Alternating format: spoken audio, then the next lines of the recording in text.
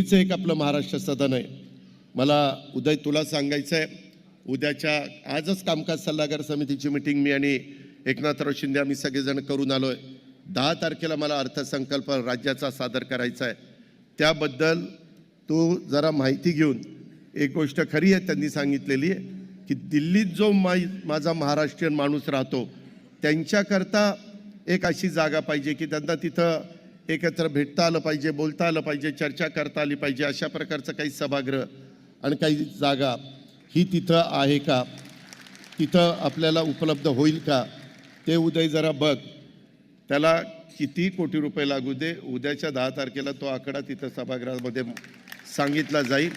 आणि अतिशय उत्तम म्हणजे ह्या साहित्य संमेलनाच्या निमित्तानं दर्डा साहेबांनी ती गोष्ट लक्षात आणून दिल्यानंतर एकनाथराव शिंदेंच्या साहेबांच्याही ते मनात आहे, देवेंद्रजींच्या पण मनात आहे. ते काही आपल्याला अशक्य नाही, आपण इच्छाशक्ती दाखवू आणि ते करून दाखवू.